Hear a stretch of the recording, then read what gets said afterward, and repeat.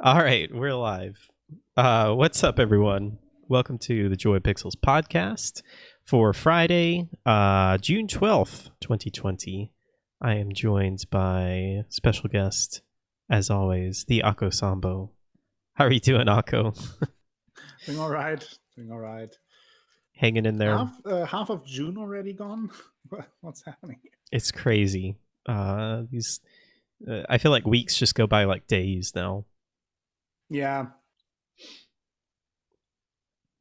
Reality is saying Akko is a bit quiet. Akko, can you count to 10 for me? No.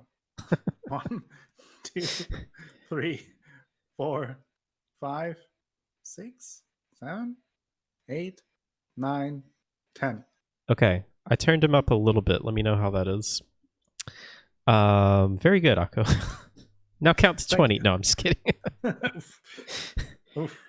Yeah, it's been a bit of a crazy week, but I'm glad to have you here. Mars is out today, but we are going to continue on, and we got a lot of stuff to talk about, mainly this company named Sony. I don't know if you've heard of them, but they had a little bit of an announcement yesterday.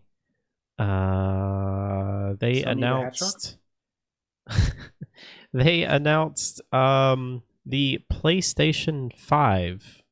Sort of. They showed it. We saw it. Yes. It exists.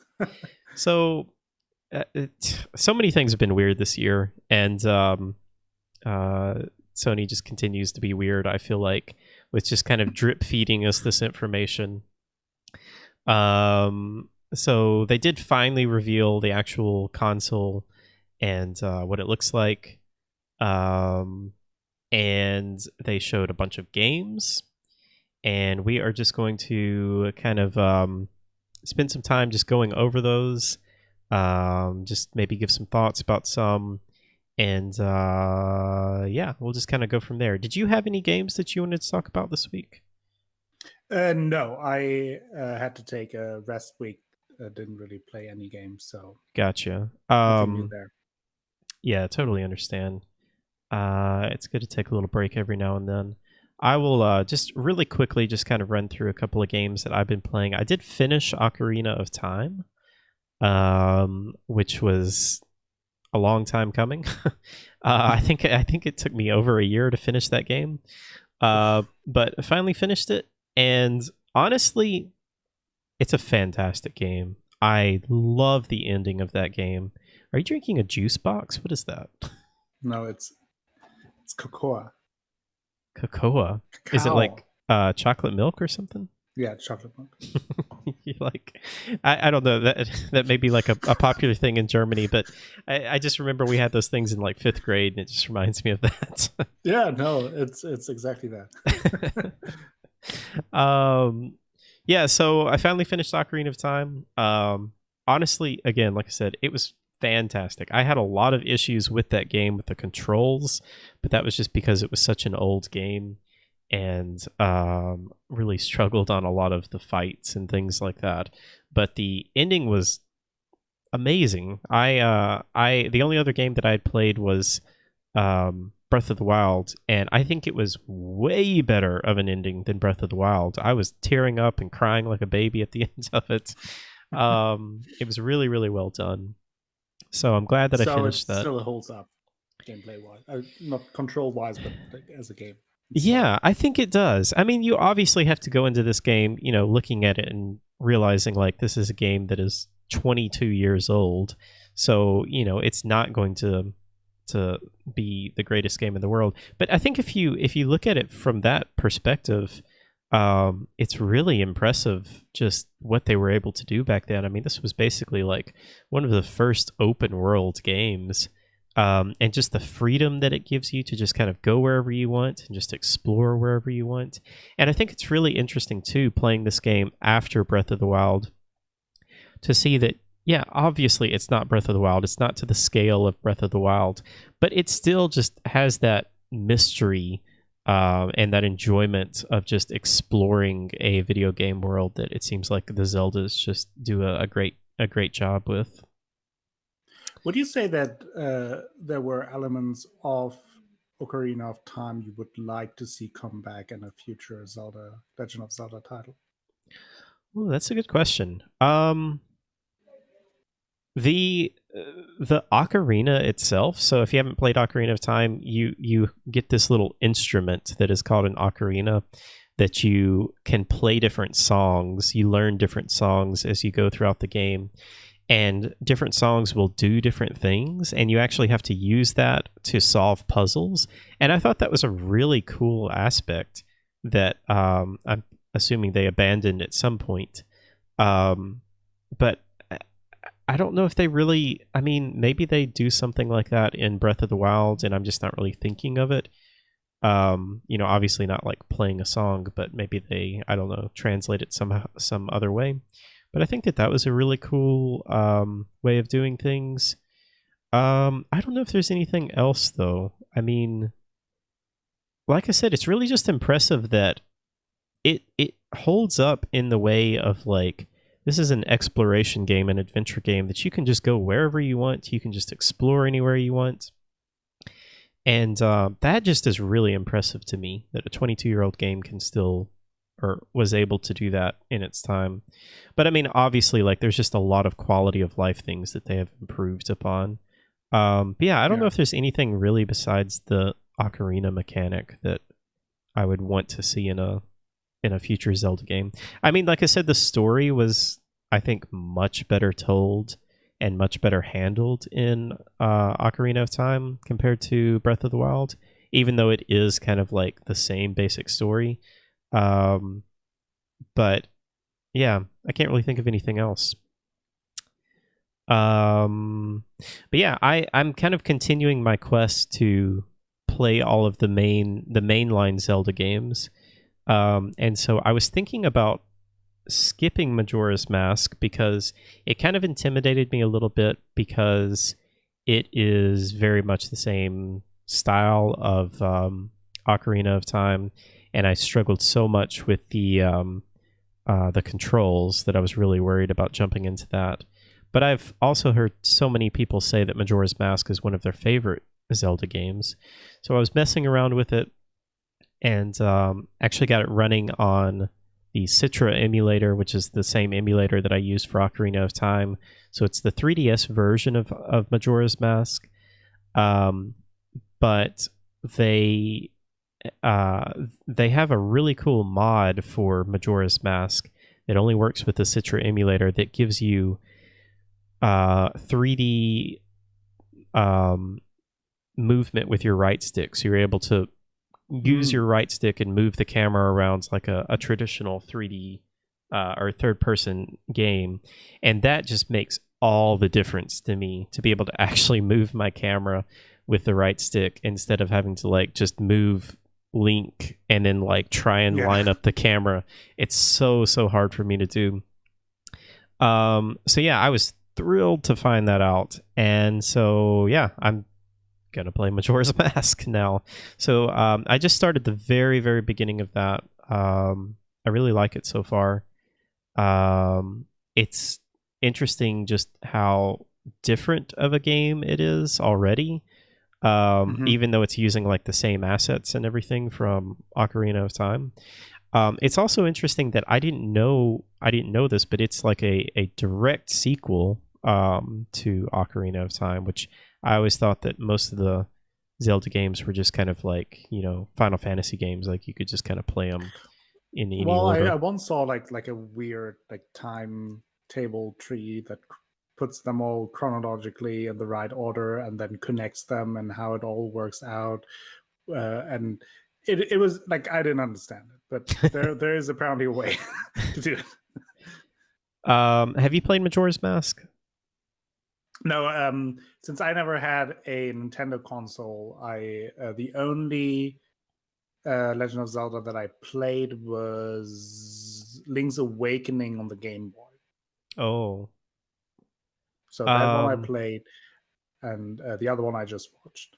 And now I also have Breath of the Wild. I started it at some point, but I never continued, so I need to continue with that. yeah, I was going to ask about that because I remember you had started it. Do you think you would Yeah. ever be interested in going back and playing any of the older ones? I mean, I'm not opposed to it. I think with Breath of the Wild, it's such a big game that would first die ahead of me. And I think before I then would go back to Ocarina of Time or Majora's Mask, I would probably play the remake of Link's Awakening. Um, so yeah, maybe I think it's more like maybe if they would like remaster it for and like update a little bit the controls, I would be more inclined to that. Yeah, that's what I want so bad, is for them to um, not really even remaster. I really wish they would just remake Ocarina of Time, remake it in like the Breath of the Wild engine or something like that. I just think it would be. I think it would be maybe one of the greatest games of all time. I mean, a lot of people say Ocarina of Time is the greatest game of all time, um, and I think it would very easily hold up today if you just updated the controls. I mean, you don't really even need to update the story or anything like that. I think the story is just fantastic. And even like a lot of the mechanics are not really that bad. It's just the lack of having certain controls just kind of get in the way of kind of enjoying those mechanics. But I think it could just be such a great remake. Yeah, maybe we're just missing weirdly UFO shaped controllers to probably appreciate it. Yeah. It is really interesting though, just to think about, like back in that time, like they never thought about the fact that like, oh, you should be able to turn your camera, Yeah. They just never even thought about it. I mean, at that time, like it was still having like one stick was new, right? Because like before that, I mean, there was around the PlayStation, so obviously the PlayStation 1 had it, but before that it was all just the digipads on the Super Nintendo. Did the original PlayStation 1 didn't have analog sticks, did it? Oh, that's a good question. No, it didn't. No, it didn't. I think it was the PS2 that started. I think I'm sure that I'm not sure about the Dreamcast but I don't think so. So I think at that time, like just having a stick was just new in the first place. Yeah, I guess I think it was like Mario. Was it Mario 64 that was one of the first games to kind of be like a 3D game in a 3D environment? Well, that's not true, because I mean we had Doom in but console. Yeah. Right. Maybe console on console peasants. Maybe that's the That is interesting though. Like that and I don't know what it is. Maybe it's just the art style of Super Mario 64 and Ocarina of Time in particular. Considering that they are 22 years old, they still look passable. Especially Super Mario 64. There's a really interesting video. I wish I knew the name of it. I don't even know if I could find it, but there was a really interesting video that I watched on why that is, and they talked about how Nintendo would use textures, and even though they were like super blurry, terrible looking textures back then, they would use them in a way that they would like overlay them, and they would make them to where they would move a little bit.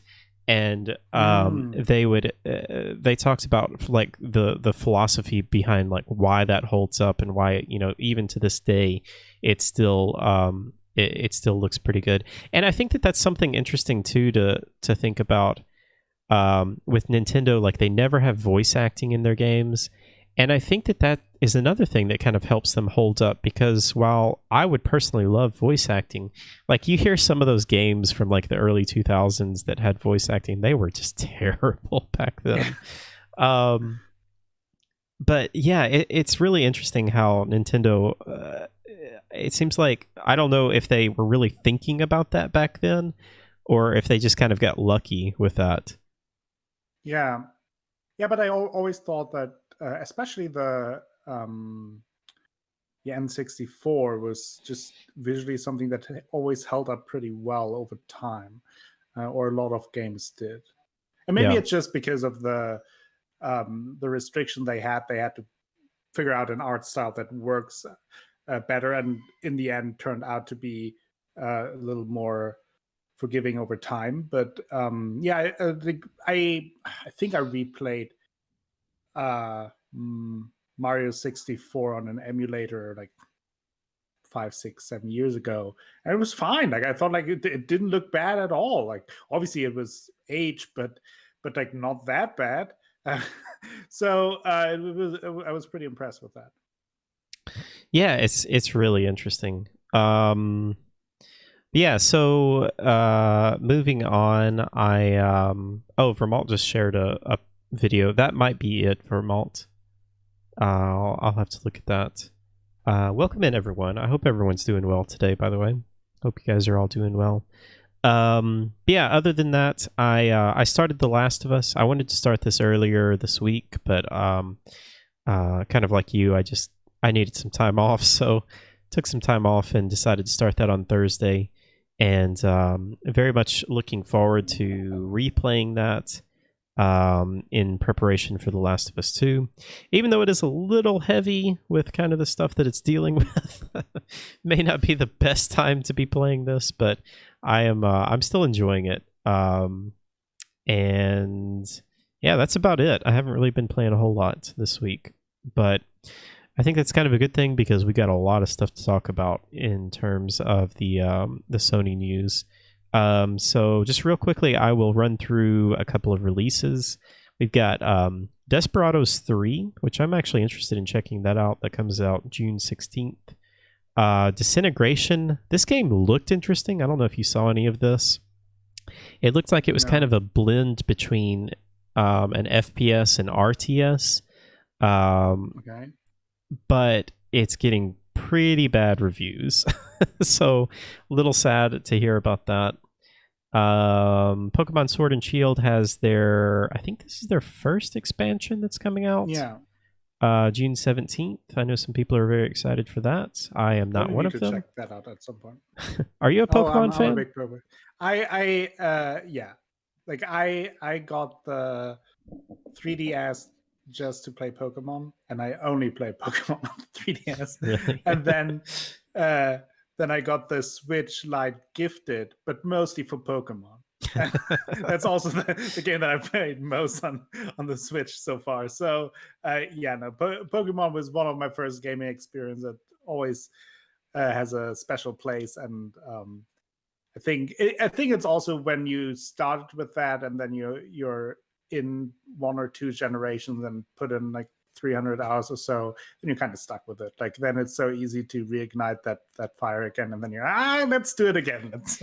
I'm really curious to hear from someone that has never played a Pokemon and like just picks up Sword and Shield and enjoys it. Because I have tried so hard to get into Pokemon. I want to get into Pokemon, but I feel like everybody I ask that's into Pokemon was like, oh yeah, I played it when I was a kid. I loved it. It's the greatest thing ever. And I mean, there's nothing wrong with that, but it does seem like it's a huge nostalgia thing that draws people to Pokemon. That could be, yeah, it could very well be, because I mean, if you think about it, the gameplay mechanics are pretty basic. Like you run around collecting little animals, and then you you catch animals, and then you force them to fight other animals in a battle of death, and then you also convince little teenagers to give you their money when you beat them. So and kill their pets. So it's kind of but it's a simple. It's really about collecting. That is really what it is. It's a collection game. But I was just going to say why the classic. But I think the reason why the nostalgia hits so hard with Pokemon is that because you collect these little cute pets.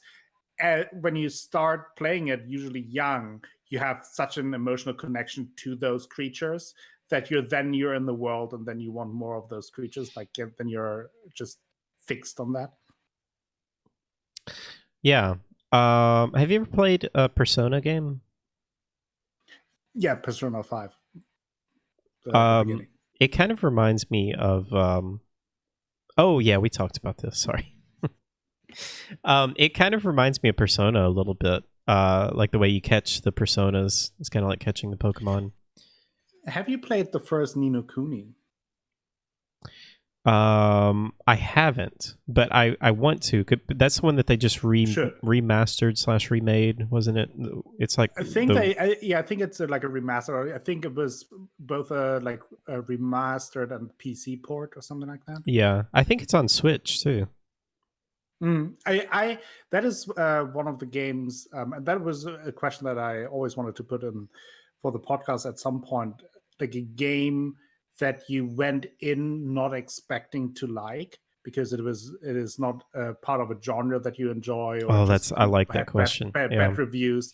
But then you really enjoyed it. Ni no Kuni was one of them because I'm not really into JRPGs, and like I like the Ghibli movies. But I mean, it's very cutesy, and I was kind of like, oh well. But it was at some point on sale on the PS Store, I think, and then I picked it up and I loved it. I put like 80 hours into it and like had a great time with it. That's really interesting. Yeah, it's been on my wish list for a while. Have you played the second one?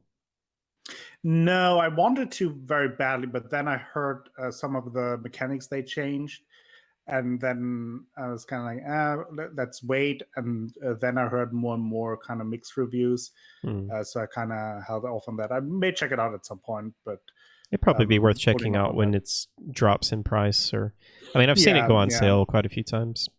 Yeah, but getting back to the point, like Ni no Kuni 1 has also kind of like a creature collection or like a buddy collection mechanic, and that even more that really reminded me of kind of like an updated Pokemon mechanic that I thought was interesting.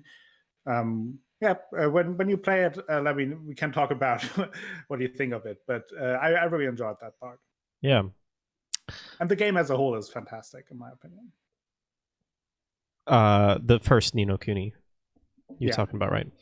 And you played the original, not the remaster? Yes, I played I think it was PS3. Okay, gotcha. So yeah, Pokemon Sword and Shield, the expansion is coming out June 17th. West of Dead comes out June 18th. That's a cool looking game. I don't know if you've seen that. I think if this is the one I'm thinking about, I think it was kind of like a an XCOM like Western game. It's got a cool art style too, kind of a cel shaded art style. Oh, maybe this is a little bit more action focused. I thought it was turn based. Okay, this is totally not what I was thinking of. It's a twin stick kind of shooter, I guess, but it does have some tactical elements. It looks like you're hiding behind cover and things like that. Still looks interesting if you like the genre. And then, of course... 1 second, I'm kind of freezing up. I need to... Uh-oh. On Discord? Yeah, Discord is freezing. Stop it, Discord. Get your Pokemons together. I think we're in the good. Is it working? Can you hear and see me okay? Yeah. Everything is fine again. All right. Maybe we should switch to Zoom. If they sponsor us. Yeah. And then on the big one that we've got releasing is, of course, Last of Us 2. That comes out next Friday on June 19th. So a few games coming out. Someone who's avoiding like a review scores and like first impressions?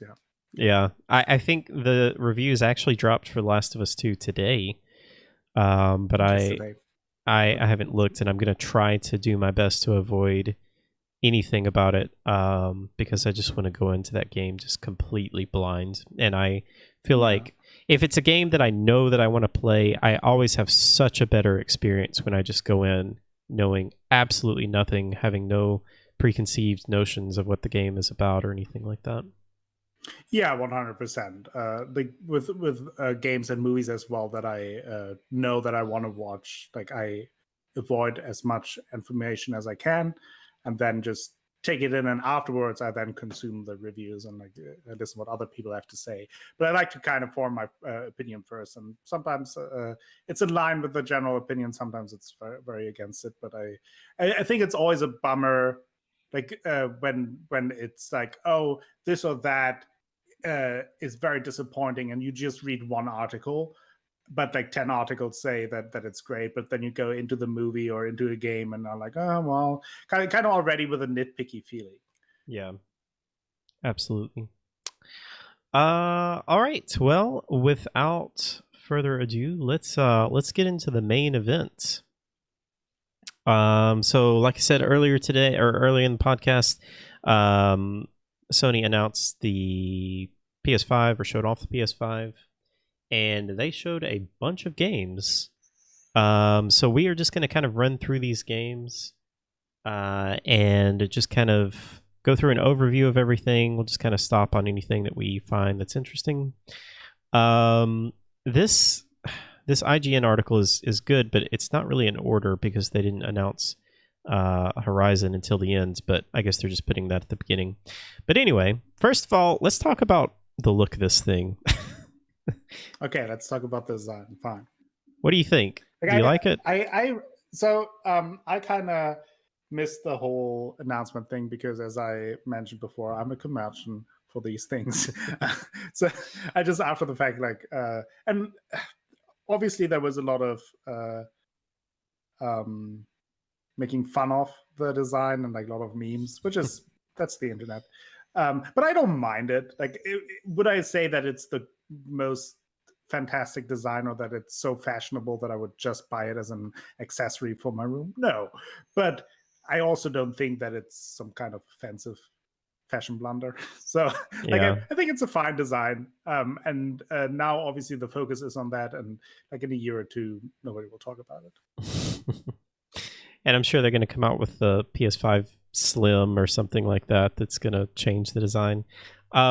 Personally, I have never really cared about what my console looks like. I just, like, I would be perfectly fine if it was just a black box. I do think that it's interesting because I think it looks really cool, honestly. I think it's a cool looking design. It's very futuristic looking, but that tends to not hold up very well. Like, you know, it's kind of like they design it to imagine what the console of the future is going to look like, and then 5 years from now you're like, yeah, that wasn't it. it's gonna look outdated. But again, like, I don't really care what my consoles look like. You know, I just want it to play games, and you know, as long as it does that, then I'm perfectly fine. The only interesting thing I saw was a size comparison to the PS4, and it's significantly bigger from what I've seen. Oh, really? So I haven't seen the size comparison. Let me see. Maybe I can find it and send it to you. Yeah, I mean, I was a little concerned at first that it wouldn't be able to be turned over on its side, but it seems like they've shown some pictures of it on its side. It seems like the stand kind of doubles as a stand for you to turn over on the side, so I think that that's fine. That's just more of like you know, I want to make sure I have enough space for this thing. The controller, I know a lot of people are kind of. You got it. Oh, did you send it to me? Mm-hmm. All right, let me check it out. I know a lot of people are kind of iffy on the controller. I honestly think the controller looks really nice.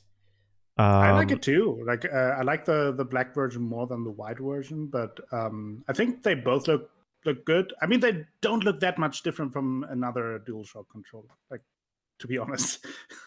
Yeah, they really don't. I think people just, you know, have this idea of what a controller should look like, and, you know, it should look like this. And but if you look at the comparisons, there's a good GIF that shows like the PS4 kind of morphing into the PS5 controller, and it's almost identical. It's really not that big of a difference at all. I think just the white and black contrast of it kind of makes it look more different than it is.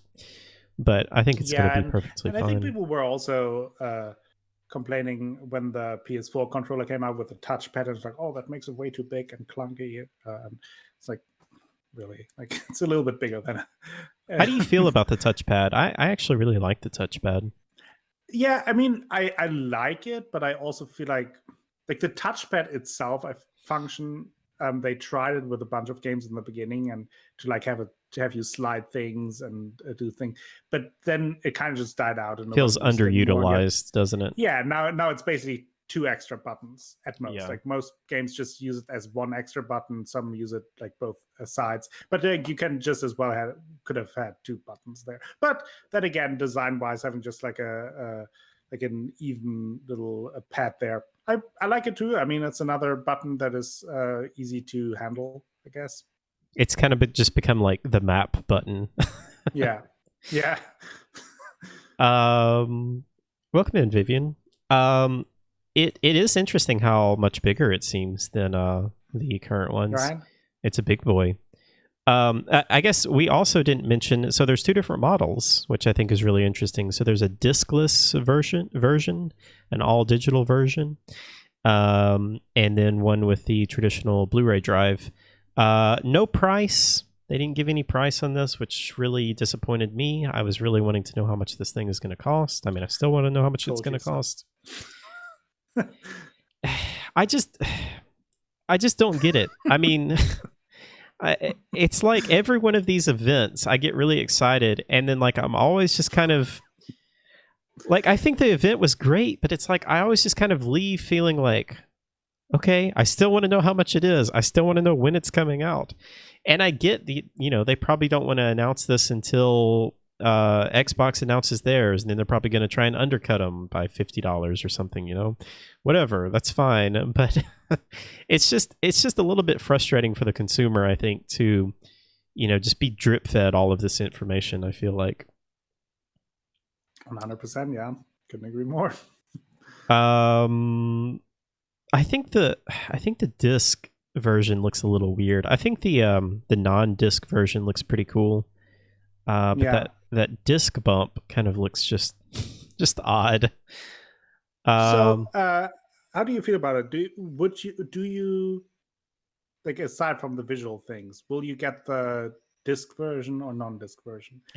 Let's say if it's not like a significant price difference. I was thinking about that. Yeah, I mean that's a really good question because I much prefer digital.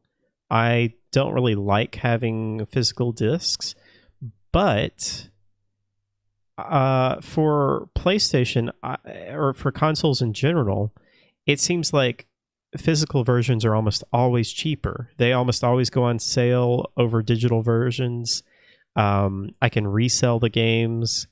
If it's just a game that I want to just play one time and then resell it. I also am really curious about, so this thing is going to be backwards compatible with PlayStation 4 games. We at least know that. But what if I have a disc for a PlayStation 4 game and I get the digital version? Does it, can I just activate it? I think Xbox lets you do that. You can just activate it, and then like the disc is kind of worthless, but it's just tied to your account. That would definitely be a factor. I don't know. I think I'm probably just going to get the disc version. Even if it is significantly more expensive, I just want to have all the options available. And I feel like, again, I wish and I hope that we get to a point to where everything is just digital. But until we get to the point to where like we have Steam-like sales on PlayStation Store or something like that, then I always find the discs cheaper, it seems like, than the digital versions. There are some games that, like Bloodborne, I'm going to play that game multiple times and I just want to have the digital version and just not worry about putting a disc in. But a lot of times, if it's a game that I'm not real sure about, but I really want to play it on release, or if it's a game that I just want to play through one time, then I still just get the disc version because I can resell it or just get it cheaper. What about you? That's a very good point. Yeah, I mean, I 95% just use digital by now, just out of convenience, and I don't want to have the packages flying around. I think for the PS4, I really only got The Witcher 3 as a disc because I wanted that, the extra stuff, and Fallout 4 I got also on release as a disc. But those are I think the only ones. And then I grabbed like a couple at a flea market thing. We went past and I was like, oh, might as well pick those two up for $10. Yeah. But then again, I also think like for me, if it's a significant difference, like let's say like it's $150 more expensive, then probably would just get the discless version. But if it's not too significant, if it's like $50 or so, I think that I will get the disc version just because it also gives you the option to just use it as a Blu-ray player. So, and so I mean, I don't use that often either, but it's good to have the option. If I ever need a Blu-ray player, I have it built in and could use it with my with the console then. Mm-hmm. Yeah, I think a lot of it comes down to price. I still just have so many questions though, because going back this thing only has like an 825 gigabyte size hard drive. And so I want to know that they talked about that you'll be able to upgrade the drive, but there's like no real mention of that on here, how that works. I mean, all I see is just a USB port, and then it looks like a USB-C port on there for the controller. We didn't see the back of the console, so we don't know what kind of ports are on there. I would hope that there's at least one more USB port on there. Actually, I think there would have to be, because if this thing is going to be compatible with PSVR, you have to have... Oh, maybe it's only one. I was thinking 2 USB ports, but I think it's only one USB port you have to have for that. So that's going to take up one USB port, and then you could have one USB port for the controller. But still, people are going to want to plug an external hard drive into this thing if it only has 800 gigabytes of storage on it. That's something that really concerns me. A headset. I have a PlayStation headset as well. Does that use USB? Okay. Yeah, that one does. The one that I have. Yeah, I didn't know how those worked. I didn't know if they plug into the actual controller or if it plugs into the... Depends. I think there are different ones, but... Gotcha. Yeah, I think, I think to a degree, maybe they are themselves not 100% sure yet how they want to present it. Yeah, still just a lot of questions. And I find that frustrating as somebody that wants to know all of this information. And like at the same time, if it was something that, wasn't coming out until next year, I could understand it a little bit more. But like they keep driving this in, that this is coming out this year, holiday 2020. And I just feel like they need to give more information now. Were you going to say something? No, other than I know. Let's talk about games, because I think while I would say I was fairly underwhelmed with the presentation of the console in terms of information, I was much more excited about the actual games. And I'm curious to hear your take on some of these. So we did have a lot of games announced. So we're just going to kind of run through these and just talk about them. So first up, they have listed on here, this wasn't announced until later in the reveal, but Horizon sequel is very much in the makes. And I don't know. What do you think? Are you excited? I am excited. I liked Horizon Zero Dawn. I thought it was fine. I really enjoyed it. I think it was definitely one of the better PlayStation games. But I also kind of felt like afterwards not really the need to continue. So I'm curious to see if I will get excited for it more when we get closer. I definitely enjoyed the world that they built, and would have preferred a little more character to the world. and like the world overall felt a little empty, and just like that you are just in a world and have no real effect on it. Um, Yeah. I'm so torn on this because Horizon Zero Dawn is one of my favorite games of this generation, easily. But a lot of the reason that I love this game so much was because of the sci-fi story, like the story in the past, more so, like finding out what Project Zero Dawn actually is and why things are the way they are and who Aloy really is. And I feel like all of that stuff was just really, really well told and wrapped up in the original.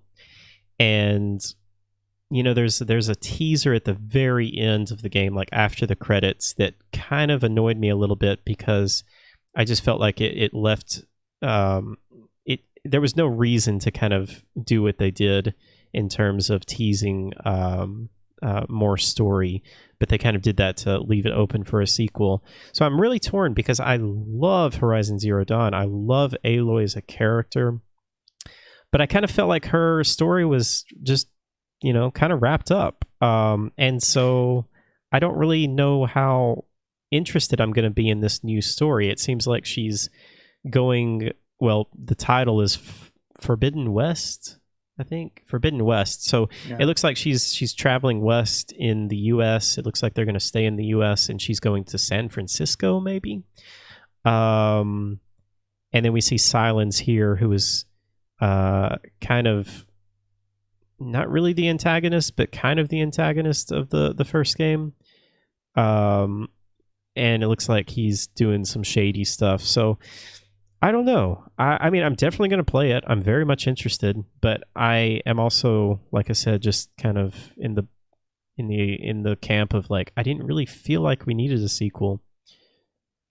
Yeah, I mean, I kind of feel the same because I think a lot of the enjoyment that I had was the kind of this very fresh and new concept of a world. The visuals were great.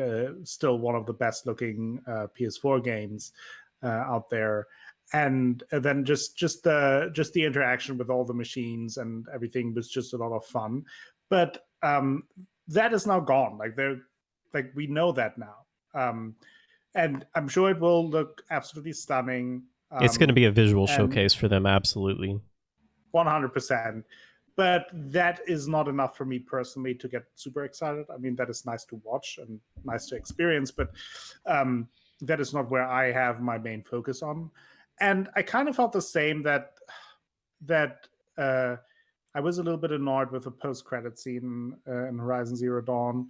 I also felt kind of that everything wrapped up, and I did struggle a little bit with the depth of the story in Horizon Zero Dawn. I felt like it was a little by the numbers, especially the main villain that he was like just the most generic bad Yeah. guy in a video game that you can, which is fine.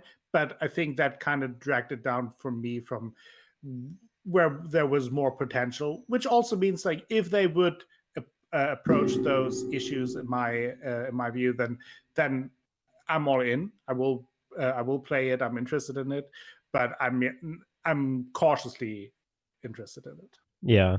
Yeah. I think I'm the same way. Shoot, I had a question I was going to ask you and I can't remember. Well, I don't know. I might think of it. Another thing that kind of annoys me is no date on this, not even a year. So a lot of people were speculating that this would be a launch title. I thought that was a bit crazy to think that, just because as big as this game is, I mean, as big as the first game was, they worked on that game for like 7 years, I think. So this game came out in 2017. I just think it would be crazy to think that game, that they would just make a whole new game, even though they have some of the assets, make a whole new game within 3 years. So, I'm not expecting this game to come out anytime soon, but it seems like a lot of people still are thinking it's going to come out soon. But I wouldn't rule it out. They now have way much more funding because now it is a proven hit. It's a proven title. they have the concept done. The main character is written and wrapped up, and I think it's possible that it's a launch title. The fact that they now didn't announce it as a launch title Oh, I tells don't me think that there's it will any be. way this is going to be a launch title. I mean, they would have said, right? Yeah, the fact that they now didn't say that it's a launch title kind of rules out for me that it is. But I wouldn't be surprised if we see it next year, first quarter or second quarter. Really? Wow. I would be very surprised. I would think that they would at least put like 2021 if that was the case. And maybe they're learning their lesson and, not putting dates on things. But if that's the case, then don't show me this. If this is like 3 years away, then I don't want to see this yet. True. Yeah, I don't know. We'll see. Because that's also the thing. Like, we all knew that there will be a new Horizon Zero Dawn game. So Yeah. like, just announcing it for the sake that people know. Like, no, we know. Like, we know. It's like what Bethesda did with Elder Scrolls 6. It's like, yes, we knew you were working on Elder Scrolls 6. Yeah. And, you didn't need to show me that 20-second teaser.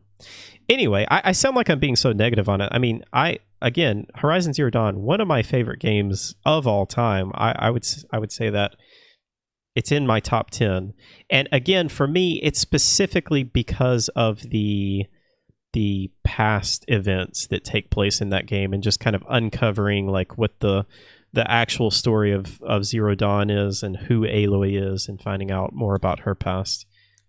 That will be interesting to see in the sequel, whether or not it can have the same feeling of mystery to it. That's what I'm so sure worried there will about. be something that you will have to uncover about past events, but will it feel like, if it's just the kind of the same, like, you kind of need a new spark there. If it's just another, something shady happened in the past, let's find out, then it's kind of, yeah, we did that in the first one. Yeah. And now we know about Aloy.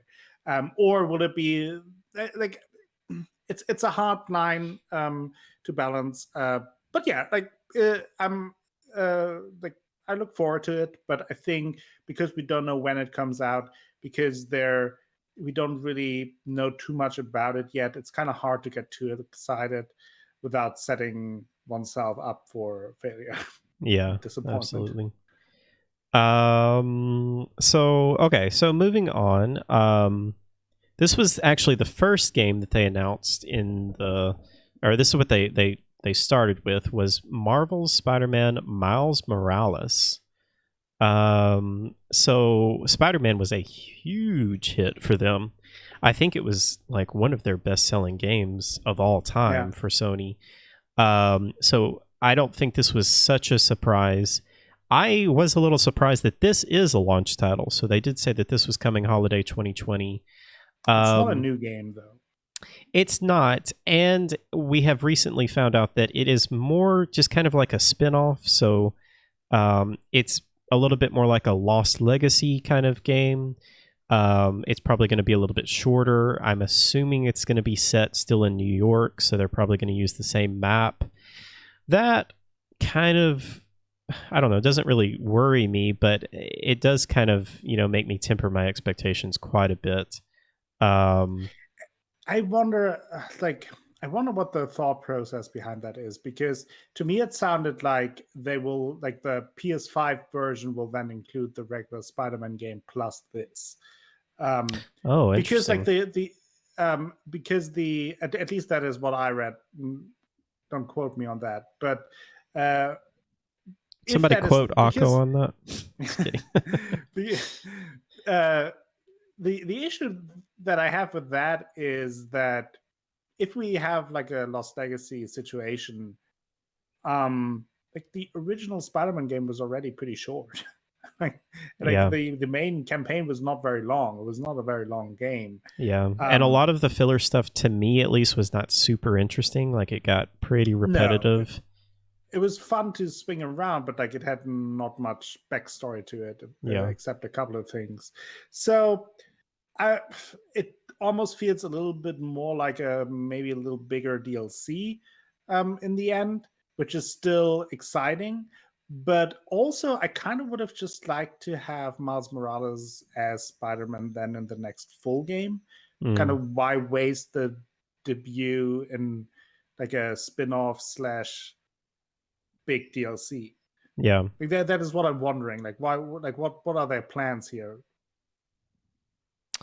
Yeah, it's crazy that this is coming out relatively soon and we don't really know a whole lot about it. I'm assuming that they'll do a Sony Direct State of Play or whatever they call it, kind of focused directly on this game.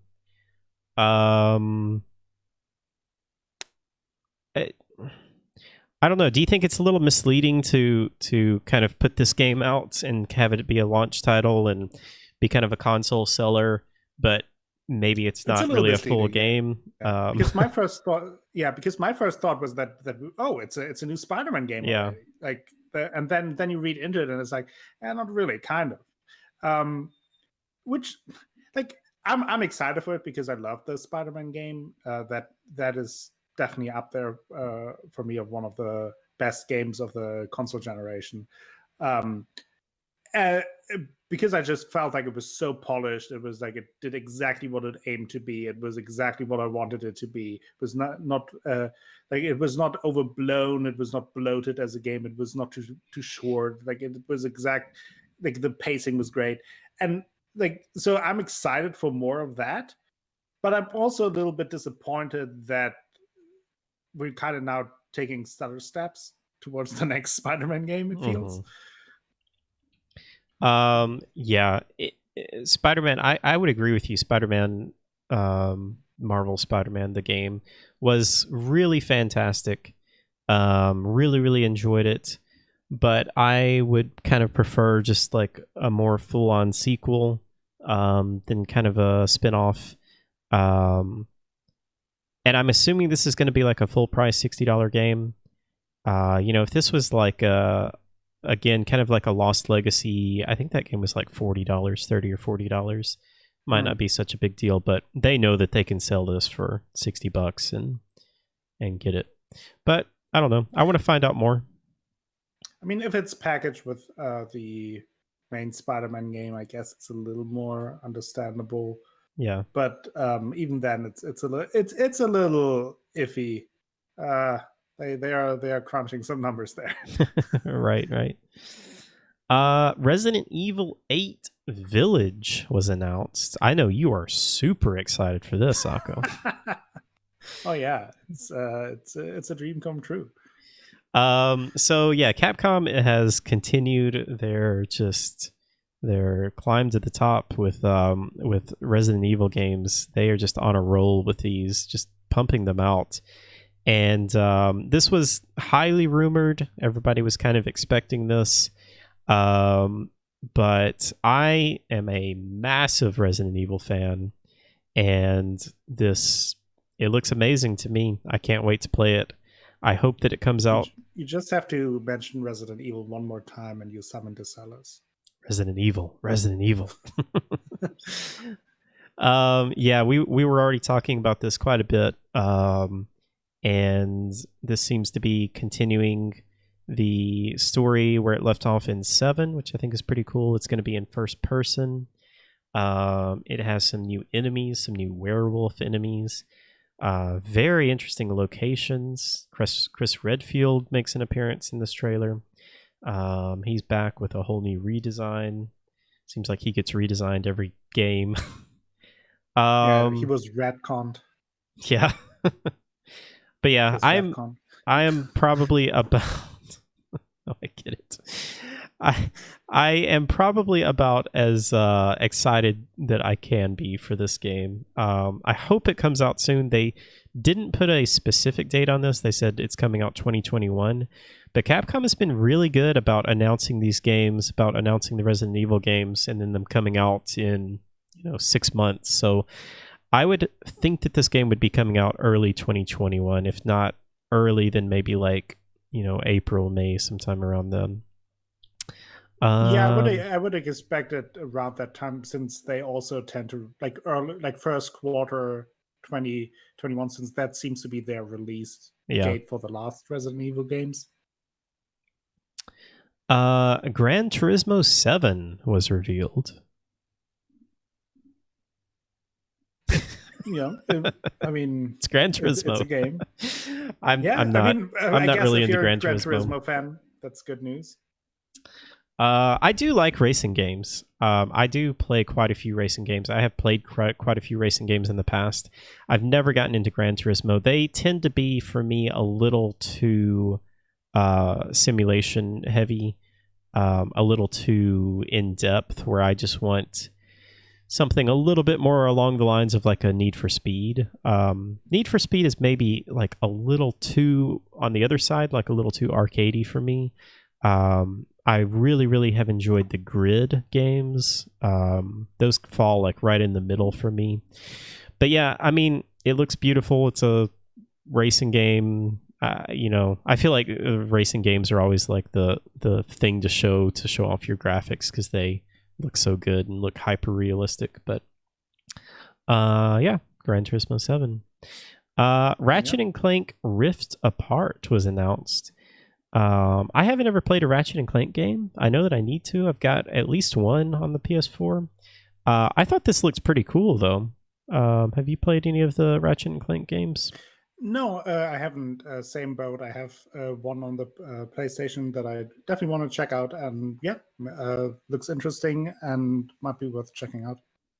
This one was definitely showing off a lot of ray tracing and cool effects. One thing that I really got from this whole presentation was just how diverse I think the games are on PlayStation, and I think that's a really good positive for them. Whereas like the Xbox showcase that they showed all of their third party games a few weeks ago, it was like all of them were super dark and very mature. And I mean, there are some dark and mature games that they showed here, but there's also just like a lot of games like this that just look very colorful, very fun, just more family friendly. Again, there's nothing wrong with mature dark games. I love games like that, but I don't know. The Xbox press conference was kind of depressing, and this one is like, oh, this looks fun. Yeah, I agree. I feel like generally speaking, Sony had in the last years a little bit of a better finger on the pulse in terms of how to do their presentations, and I feel Yeah. like they did that here as well. Um, like, you may not be a fan of every single title that they announced, but it was a wide variety of titles. You have a racing game, you have a horror game, you have an action game, you have a family friendly game, you have a jump and run game, you have an open world RPG. Like, there's for everyone, there's something where you look up and be like, oh, that could be interesting. And Big budget triple A's and small indies, just yes, everything. yes, which I think is a very smart move. And yeah, I mean, Ratchet Clank looks fun. I think that's what it's supposed to be. It's supposed to be a fun, colorful adventure. And yeah, hold on. Yeah, I agree. I definitely would be interested in playing that. I tell you what, I will be playing, and I think what just sold the console to me is Demon Souls remake. I think a So lot of people feel like that.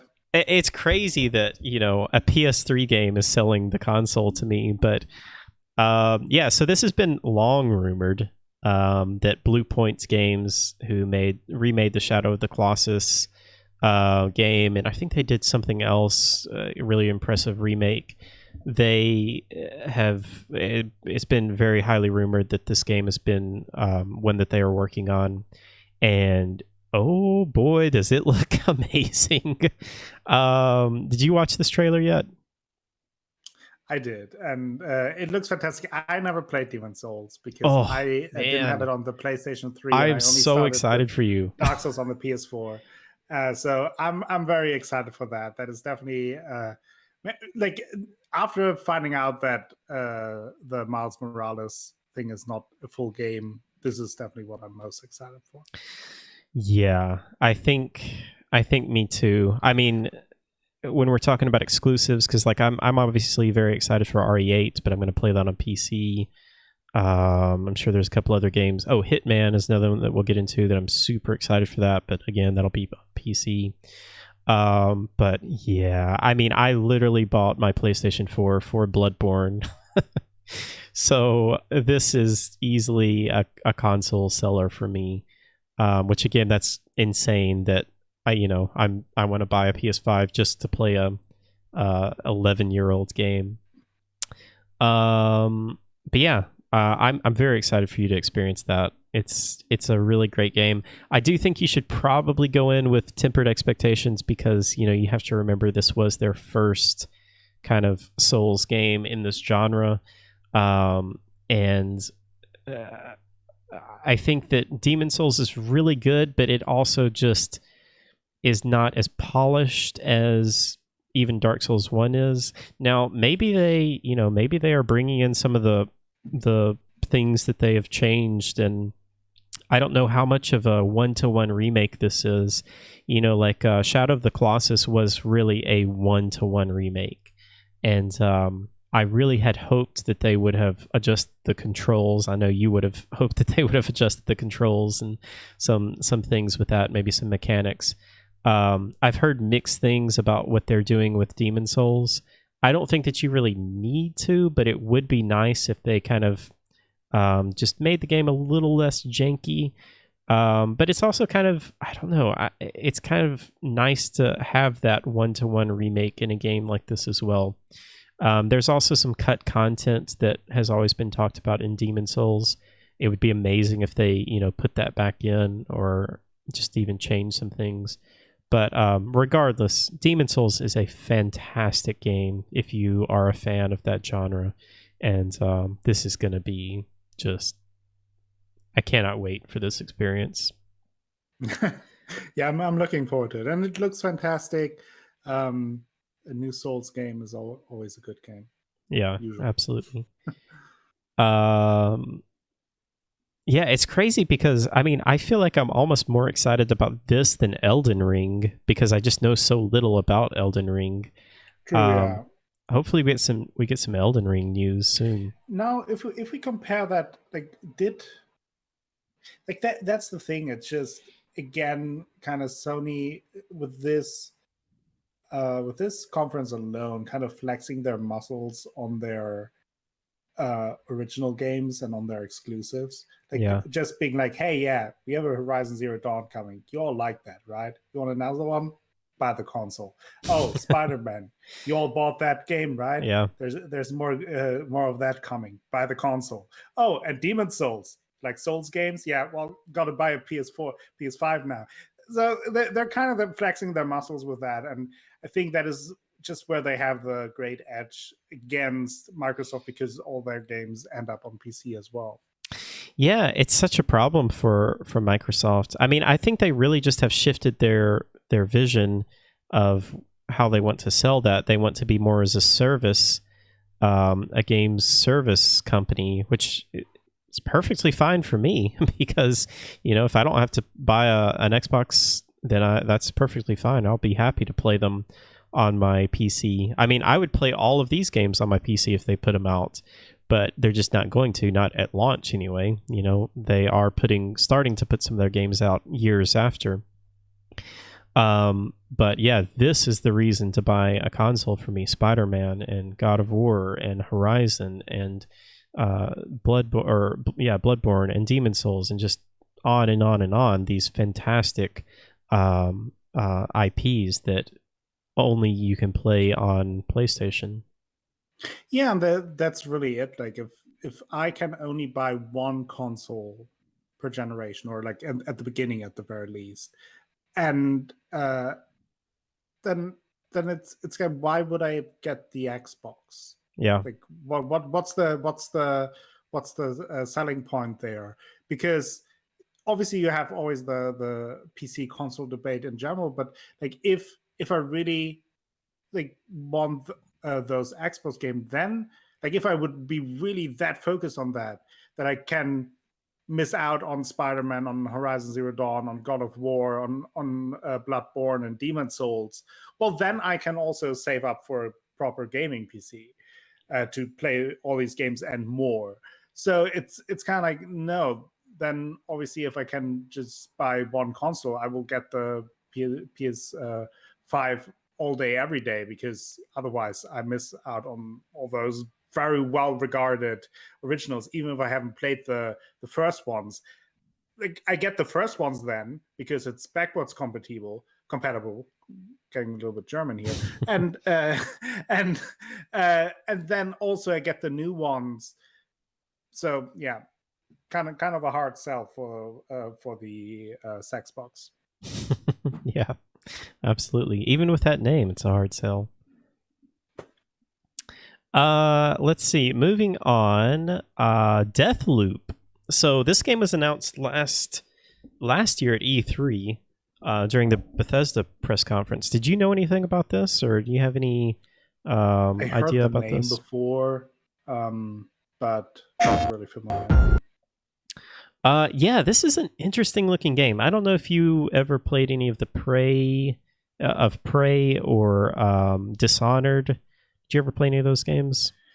No, I do have Prey and I wanted to play it, and I also have the Dishonored game, but it's first person, so it takes me some convincing to start these.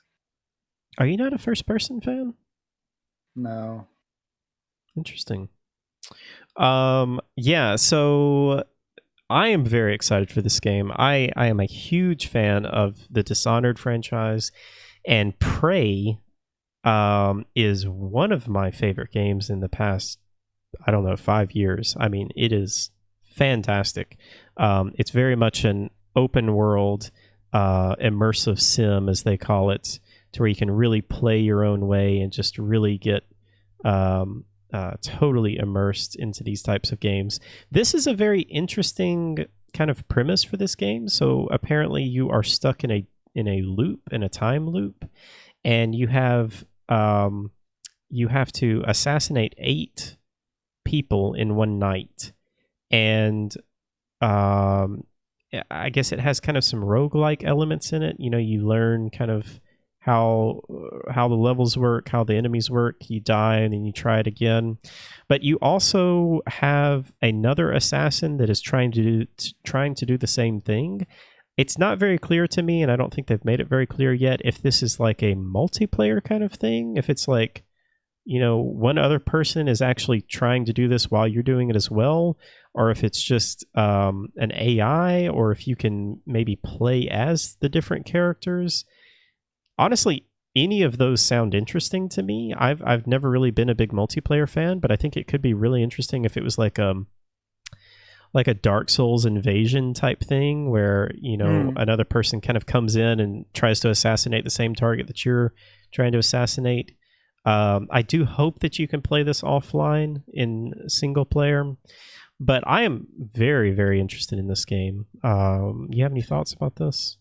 Yeah, it looks really cool. It looks like a cool new IP. Always a fan of new ideas and new approaches. And yeah, looks very interesting. Looks like a cool game. Hey, Danny. Danny's asking if this is coming to all platforms. I do believe it is. I do believe that it is a console exclusive for PS4 for a certain amount of time, though.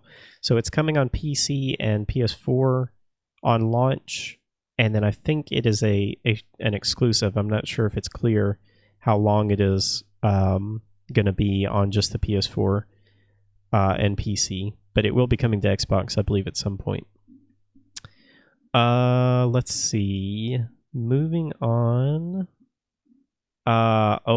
NBA 2K21. I mean, let's get hyped. Shocker. Okay, Shocker. Next. But they made another one. Oh, this was finished the season. This was so weird. Okay, I forgot to say this because this IGN article is kind of jumbles up the games. I wish it would have been in order. So they started out the announcement with a Rockstar logo, and like for a split second, I was like, GTA 6? Bully 2? You know, like what could it be? And then it's just GTA 5. It's just like a 3-minute trailer for GTA 5. And on top of that, they had just like a PS4 logo up in the top. It's like they literally just went and got the PS4 trailer for GTA 5 and just like showed it. And it's like, hey, GTA 5 is coming to the PS5. I don't know. It was such a weird way to start your presentation. But yeah, another PS3 game that we can play on our PS5. Yeah. I mean, I don't know. It's just weird. GTA 5 is a great game. I love GTA 5. And I expected that it would be coming out on PS5, but just what a strange way to start your conference. Yeah, it's like starting with FromSoft and then being like, oh, Bloodborne it's backward compatible. Yeah. Compatible. Sackboy was also announced. This is the game from the Little Big Planet developers, who I think they also made Dreams. So I guess they are moving on from Dreams. I imagine they still have a small team that's working on Dreams. Not really my kind of game, but it's another game that looks cute, looks really fun. If you like these kind of games, then I'm sure you'll be excited for this. But not really my kind of game. But I'm glad that they've got this. Again, a large variety. Like it's another thing. Like if you show parents the two conferences, it's like, oh, there they see, oh, there's something for my kid there. Xbox, you have Halo Reach. Yeah. Let's see. Moving on. I keep losing my place every time I go out of full screen. It jumps me back to the beginning of the screen. Oh, Hitman 3. Very, very excited to see this. I don't know if you're a Hitman fan. Oh my goodness, that was really loud. I'm so sorry to everyone in stream. I didn't have that muted.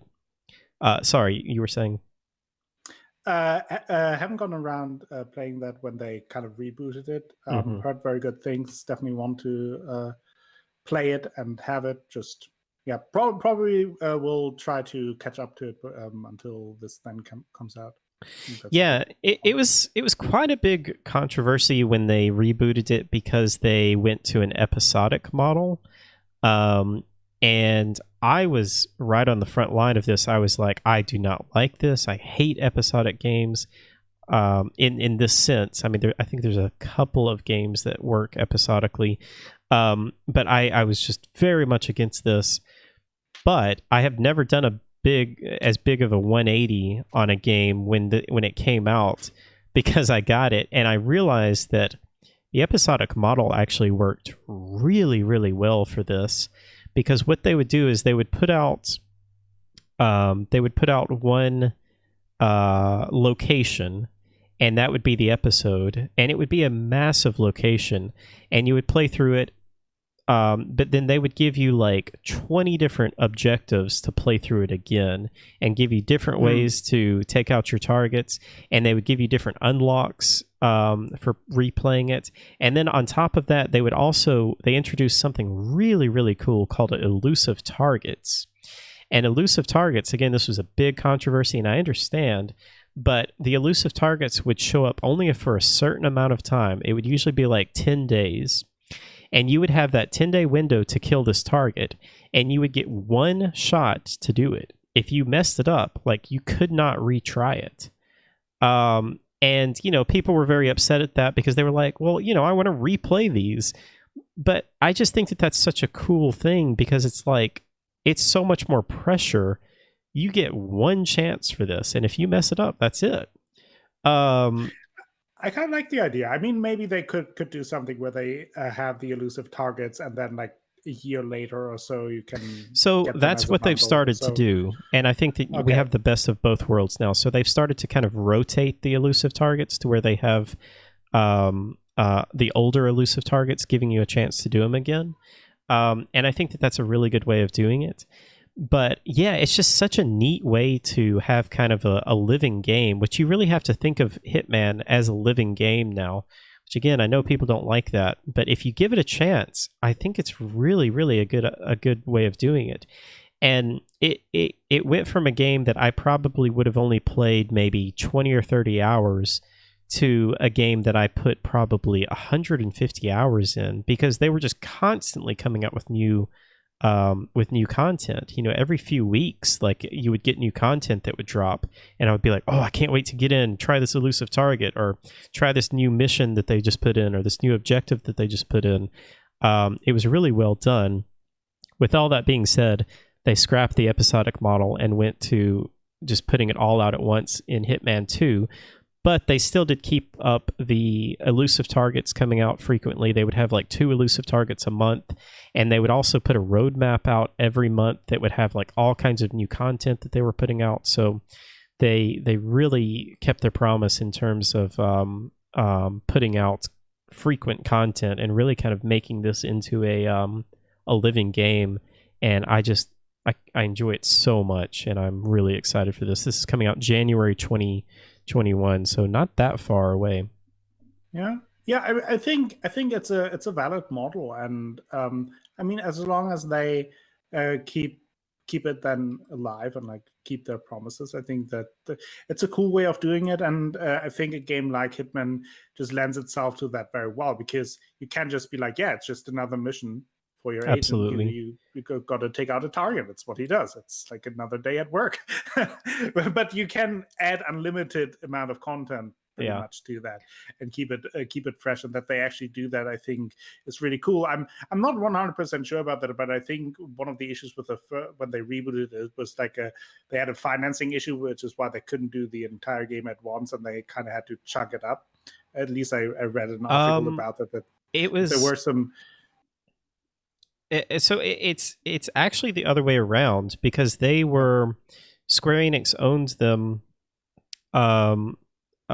They were a subsidiary of Square Enix when the first Hitman came out, and Square Enix was actually pushing the episodic model. I don't know why Square is just like all of a sudden decided to push everything episodic, but you know, they started doing this with all of their games, even Final Fantasy. That's why Final Fantasy became episodic. The Life is Strange games. They also had that other kind of Victorian era game that I can't remember the name of that was episodic. But yeah, so anyway, they were kind of pushing the episodic model. And that's what a lot of people like me got frustrated about, because I just thought, you know, like, oh, they're just making them do this. But they really thought, IO Interactive, the people that make Hitman, they really thought this through, like, how could a episodic model work? And I think that they did a really good job. But yes, they were having trouble with finances, and Square Enix let them go. But this was bizarre. They actually let them keep the IP, which hardly ever happens. And so IO went independent. It's IOII now. IO Interactive Independent. No, I don't think that's right, but that would be too confusing. But yeah, they decided to go non-episodic in Hitman 2, which they self-published, and that worked out pretty well for them. And I'm just thrilled that they are still alive and they're still making the game, because they clearly have a passion for it. Yeah. It's really you rarely have it that the developers are able to stick up to the big publishers and be like, no, we're doing our own thing. Yeah, and I mean, honestly, good on Square for letting them do this. I mean, I don't know how much they fought for this, but you know, they didn't have to do this. Square very clearly, like from a legal point, owns the Hitman IP, and so good on them for doing this. It's a win-win for everyone, I think. Yeah. Ghostwire Tokyo showed off some gameplay. This was another one that was revealed last E3. This is from the creator of Shinji Mikami, the creator of Resident Evil 4 and Evil Within. He has been a very prominent figure in the horror game franchise or genre. And so a lot of people were very excited about this, myself included. I'm a little bit more lukewarm after it on it after seeing this trailer. Just a little confused on what the game is. I really need to see more. This was a, technically gameplay trailer, but it was one of those where they just split up the gameplay into little 1 second increments and just put them all in there really quickly. So I'm still very much intrigued, but I really want to know more. Did you get a chance to look at this at all? I'm looking at it right now. It's a horror game, so I stay away from it. Yeah. Everything with ghosts in it, I'm staying away. Yeah. It's a really weird art style because it's like some things are hyper realistic, but then there's also like these really colorful, kind of almost cartoony looking effects going on. So yeah, I don't know. Want to find out more. Let's see. Moving on. They showed off some more Godfall gameplay, which I don't know. I'm still very much lukewarm on. This was originally announced back at the Game Awards, and it was technically the first PS5 game that was shown off. It's just very much kind of a looter shooter. It has kind of some melee aspects to it that I guess could be kind of cool, but I'm just not really a big into looter shooters. Warframe and Destiny and Borderlands. I mean, I play some of them, but I've just never really been able to get into them too heavily. And I feel like they just... it kind of looks like very generic. Yeah. Fantasy. Yeah. I'm sure it'll sell well. I'm sure it'll do well because Sony is pushing it so hard. But it seems like we just have so many of these types of games. And, I'm sure this is going to be a living game and they're going to have a 10-year plan and all of that stuff. And I don't know. I'm sorry I'm so cynical on these types of games, but I just have seen so many of them and just kind of a little tired of them, I guess. Just like Destiny 1 is still going strong. Right. All right, let's see. Moving on. That one is a launch title, I should say. Not a whole lot of launch titles that were actually revealed. We have Spider-Man, Godfall.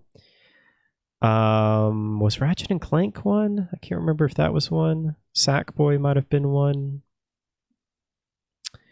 Okay, Pragmata. Now, this was a game that I'm very much intrigued from, but they're also saying the release date is 2022. So that just immediately means, okay, it's not coming out till 2023 at least. There's also zero gameplay in this game. But yeah, it looks weird. It looks like some kind of astronaut is like... I don't know what he's doing here. Is this your first time seeing this? Yeah. Weird astronauts. It looks like he's in Times Square. He's looking at like holographic projections or something. Now he's looking at the moon. Now there's this little girl. And then there's this holographic cat.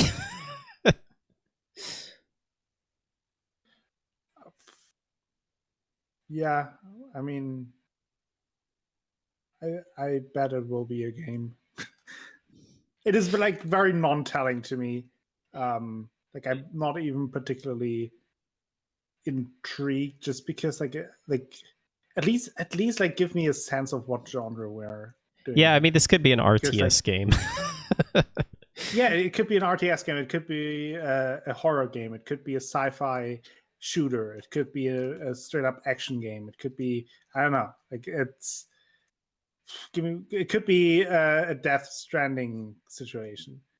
It's another Strands game. Yeah, it's a whole new genre, as we know. Yeah, maybe it's a Mata game. A what game? A Mata game, Pragmata. Oh, a Mata game. Yeah, I'm intrigued. It's from Capcom is publishing it. I don't think it was really said who was developing it within Capcom, but I'm definitely intrigued. Astro's Playroom was revealed. This is kind of a spin-off, I guess, of Astro Bot, which was a VR game, but this one is not a VR game. That's another thing that I was a little kind of just disappointed and just kind of confused. Like, they didn't say anything about VR, which I think is a little weird, because supposedly PSVR is supposed to be fully compatible with the PS5, but like no mention of VR games at all. This one apparently is going to be a pack-in game that's going to be kind of like, here's how you use the controller, here's how you use the elements of the PS5. So that's fine. It's a really cute game. I think it's fine that they're just throwing this game in. It's nice to actually have a little pack-in game. Yep. Oddworld Soulstream was announced. Have you ever played any of the Oddworld games? I have not, no. I haven't either, and I don't know if I will, but this definitely was intriguing to me. It looks really dark. I think these games have always been a little on the dark side, but I think they've always also been kind of like a little fun and silly. But this one looks like, I don't know, some pretty dark, deep stuff going on in here. Yeah. Do we have a release date for that one? Let's see. Oh shoot! Why does, when I go out of full screen, it jumps me back to the very beginning of the article? No release date on that. Great. Yeah, we'll see. I know these games have been, there's been quite a few games in this series, and they've done pretty well. But again, I just don't know enough about them to really comment on them. It's also weird because I think it's kind of like, it shows some of the gameplay here. It's kind of a platformer, but it also shows a lot of cutscenes, it seems like. So I don't really know what the gameplay is like, I guess. I'd like to see more. Moving on. So this game was very intriguing to me. No release date, but this is a another kind of time loop game. It's called Returnal. Let's see, did we have who's developing this? Oh, this website is giving me, this is annoying me. Housemarque. I can't remember what they've made, but it looks like you play as a pilot who crashes on a planet, and she gets stuck in a time loop, and she's trying to figure out how to get off of the planet. And she keeps dying, and so you wake up, you restart the day over and over again until you figure out how to get off. So Outer Wilds. Third person. Yeah. Yeah. It looks really good. It looks like it's a visual showcase. Gives a little bit of an Alien Isolation vibe. With like space and like some creepy things going on. And she has 2 different colored eyes. Oh. she's the alien. Yeah. I'm very much intrigued. There's some weird stuff going on in here. I just wish we had more. I think there's not. There could be more. Like after, like Alien Isolation, obviously was a big one, and then like Dead Space. But there hasn't been really much good space horror, right? Or am I missing that? Some good space sci-fi. Yeah, Dead Space, Alien Isolation. I feel like I'm missing some. But you might be right. Prey, I mean, those are kind of like had some darker elements. Prey definitely had some spooky elements to it. Yeah. Yeah. But like an atmospheric sci-fi. I feel like we had like over the last few years more earthly bound stories like that. Yeah. So it's always fun to explore something more sci-fi and alien-esque. I agree. Draco says Prey was okay. Draco, you are insane. Prey was fantastic. No, I think that's a bit of a controversial game. I know Squash didn't like that game. He couldn't get into it. But I think the people that like Prey love Prey. And then there's people that are just like, it was okay. Yeah, I heard that as well. I was very intrigued by the crafting system in Prey. That is what piqued my interest before I then got unpeaked by the horror elements. Yeah, it's a bit spooky. Destruction All Stars was announced. I still don't have any idea what this game is. I think it's some kind of like a it kind of looks like Rocket League to me, but also kind of like a Demolition Derby. But then there's also like they get out of the cars and like are running around. I really don't know what this game is.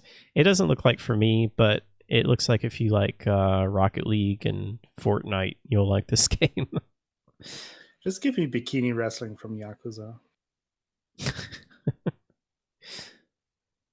Yeah. I don't know what that game is. It says it's a PvP destruction derby game. So I guess that's it could what be it fun. is. No release date.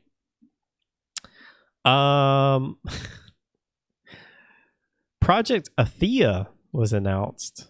This is a Square Enix game. No release date. It looks extremely ambitious. I kind of was getting like some Final Fantasy vibes from this. I think it would actually be really interesting if this is Final Fantasy 16 and they've done this before. They have shown off Final Fantasy games that have later turned into Final Fantasy 15 or Final Fantasy 13, I think. But it's Square Enix, and they take forever to come out with their games. They also just have so many projects they're working on. It looks very good, though. It looks amazing. I mean, it looks extremely ambitious, but, you know, again, just no idea when this is coming out, if this will ever come out. Anything with project in the title. Part 1. Yeah. Anything with project in the title just makes me a little nervous. But yeah, hopefully we find out more about that. There's still a bunch of Square Enix games that I've yet to find out. There was that Platinum game that Platinum is working on that is published by Square Enix that looks very cool, but again, we have no idea what it is or when it's coming out. There's a couple other that they've announced that we just don't have any idea what or when they're coming out. All right, let's see. Moving on along, there's a game called Stray that is coming out that you play as a cat. It's from Annapurna. Annapurna Interactive. Do you what?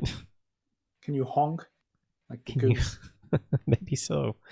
Yeah, not much details on that. It was just kind of a cinematic trailer, no gameplay. Looks interesting though, coming out sometime in 2021. Probably pushed back to 2022. Kena Bridge of Spirits. No release date on this. This game looks really interesting though to me. It initially started out as another just kind of cute, fun-looking game. But the more I watch the trailer, the more it looks really, really intriguing. Don't really know who this is, who you're playing as, or really what her story is. But the world and the environment looks really, really intriguing. Let me get to kind of some of the actual world here. It's got some combat elements too that look pretty fun.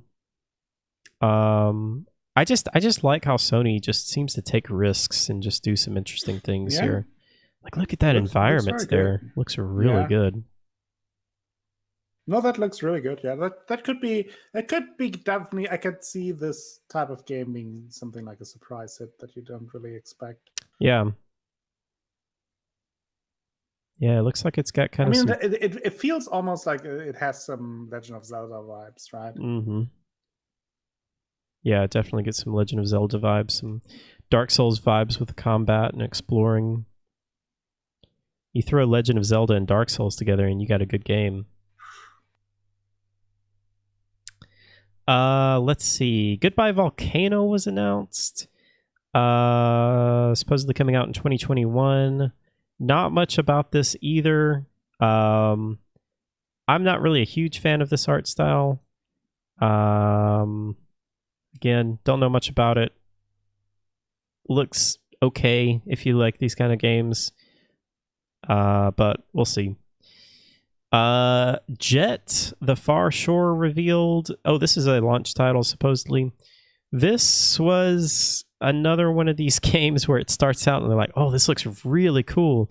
And then you actually see the gameplay and you're like, oh, that didn't really look like what I thought it was going to be. It looks like I kind of get some Journey vibes from this.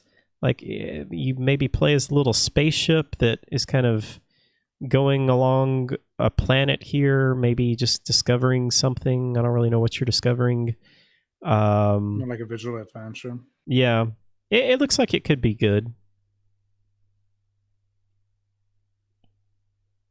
Again, just not much details on what this is, though.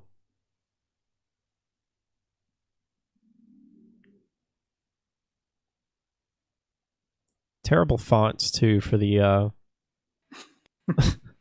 for the title. Vermont, what's your font rating on that one? I feel like it's not very high. But it is a launch title, so that's something. Oh, this game I'm very excited about. Did you play Hyper Light Drifter? No, I didn't either. But this is from the developers of Hyper Light Drifter, and it looks really good. It looks very much like the same art style, which I really liked the art style, but I wasn't really crazy about kind of the top-down isometric view. This basically looks like Hyper Light Drifter, but in more of a 3D world and environment. Okay. So I'm very much excited for this, at least to find out more about it. Yeah. Sony's very spacey. With Space is in. Yeah, I guess so. Vermont says 5 out of 10 for that font. Oh, but you can't read it, so it's more like a 4 out of 10. Yeah, I would probably give it that. But yeah, I like the art style of this. It's very colorful, very vibrant. And I definitely want to find out more. Yeah. Solar Ash. Yeah. All right, let's see. We are getting close to the end here. If I can find my place. That, again, is coming out in 2021, supposedly. Little Devil Inside. Okay, another game that has a really cool art style. This one was another one that I was like, okay, this looks okay. But the more the trailer went on, the more I was very, very intrigued. So it starts out with... it's kind of hard to describe this art style. I don't know how... It's almost like paper mache art style. Yeah. And you're diving underwater right now. A big monster comes up. But then look at this combat. This combat looks really, really good. It almost looks like kind of a Monster Hunter, Dark Souls vibes that I'm getting from it. Yeah, that does look cool. That's interesting, yeah.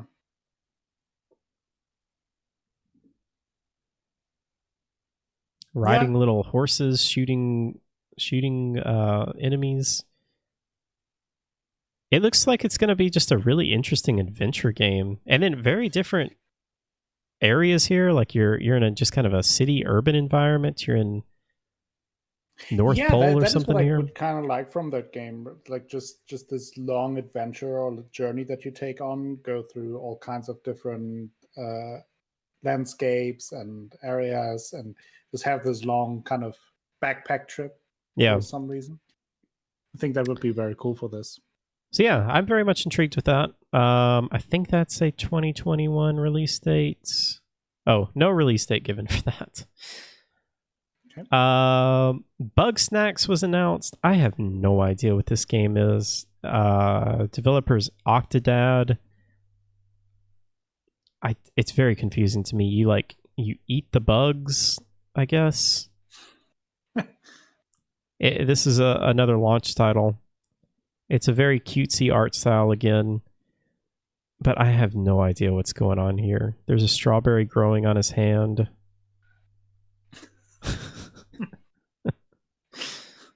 I mean, if that doesn't sell you, I mean, I guess it is. I know that there are a lot of fans of Octodad, so probably more for those people who like that. Are like, oh yeah, I want to see what they do now. I didn't play Octodad. I don't know anything about it. No, me neither. And I think that was it. Again, that was kind of out of order because they announced Horizon at the end and did a lot of those things in a different order. But I just went through the order that they had it on the site there. But I don't know. What are your overall thoughts?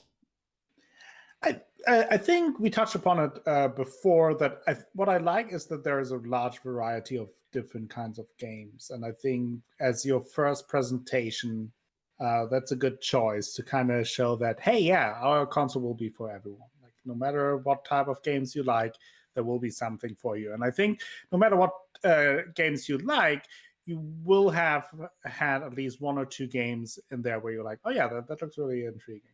That looks really good, or that you're even very excited about. And I think that's a good goal to have for a presentation like that. And for me personally, Demon Souls sticks out, and the Spider-Man game, like we talked about, obviously Horizon Zero Dawn 2, looking forward to it, want to check it out, but a little bit on the fence about my expectations there. But yeah, I think again, the lack of release dates hurt a lot here, because if they would have given us a release date for Horizon Zero Dawn and like for all the big titles, then I think things would look a little bit different and people would be like, oh, Sony is really ramping it up. Whereas now it's still more filled with questions than excitement.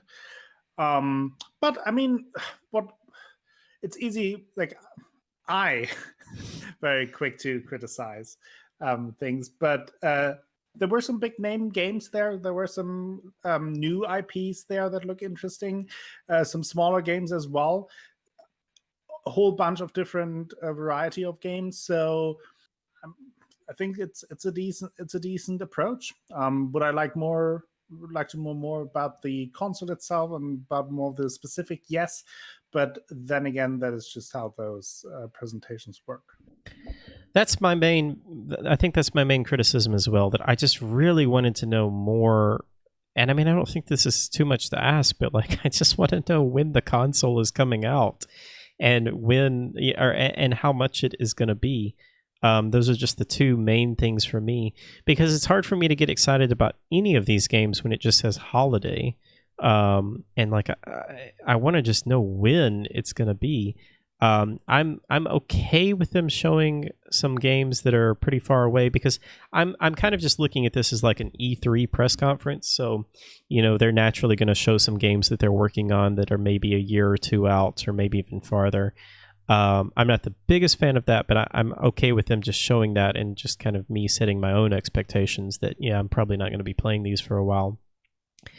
But I just don't understand why they're taking so long.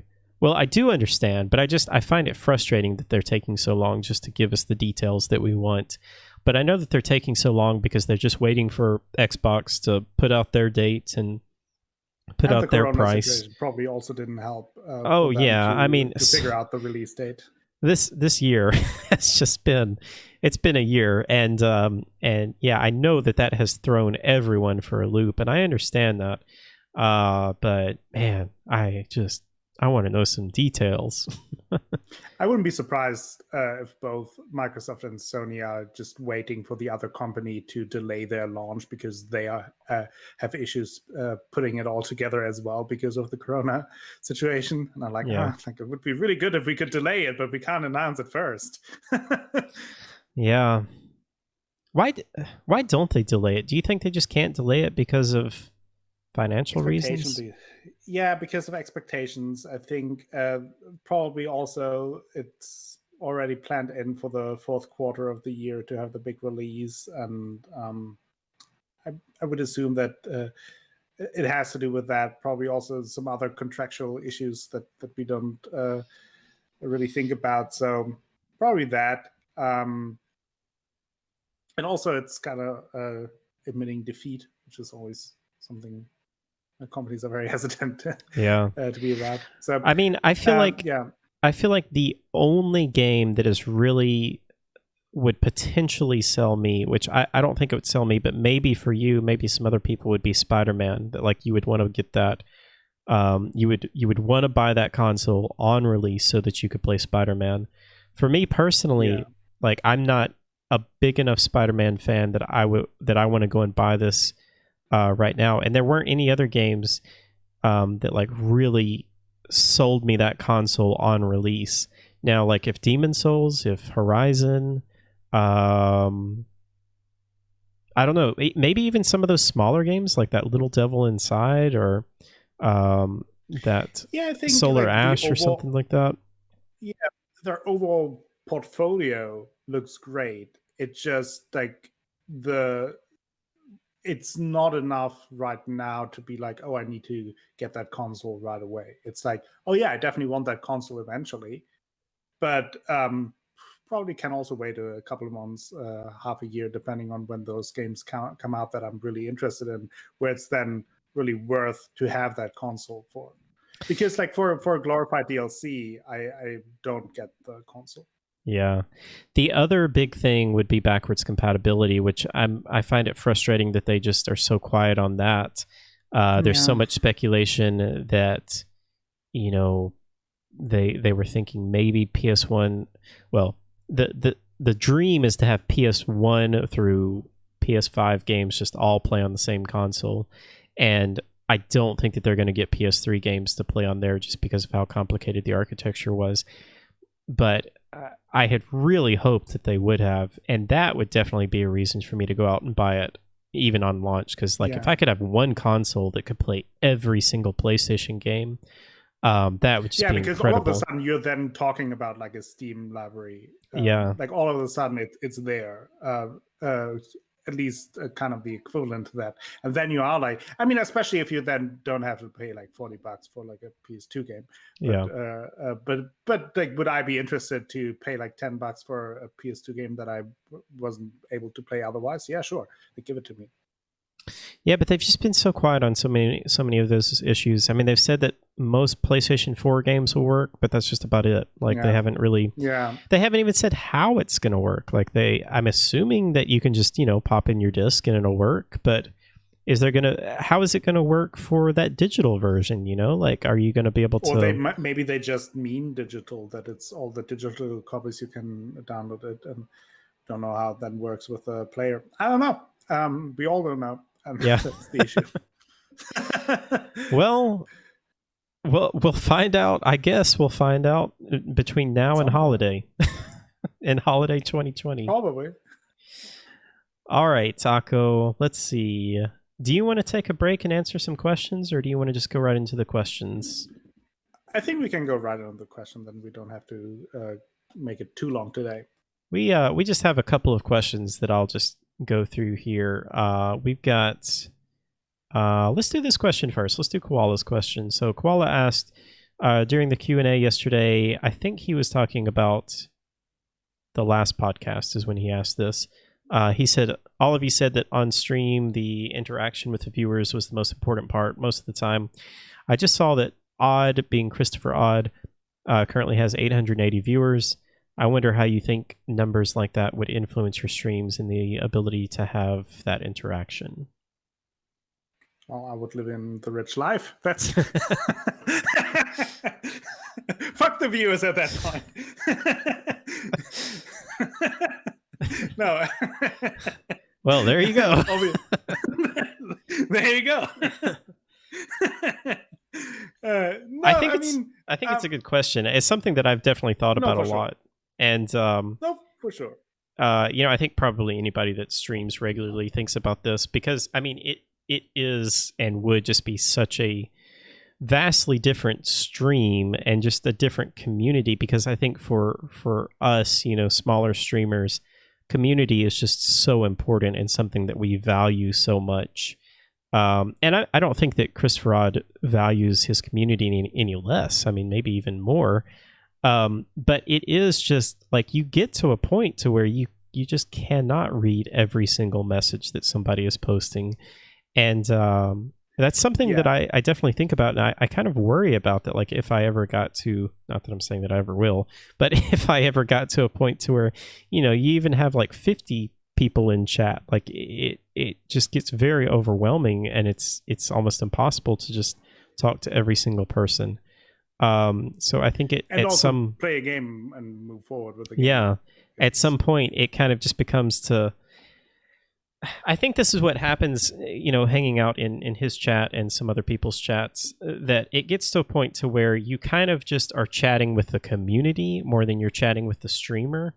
And I don't necessarily like that as much, but that's just kind of the way it is. And there's just no real way around that. Yeah, I think that at that point when you're really at like several hundred views, I think that's where it really starts. So where I notice it from other streams, where it's like, I think like the up to 100 viewers, depending on how active that chat is, it's still pretty manageable, more or less.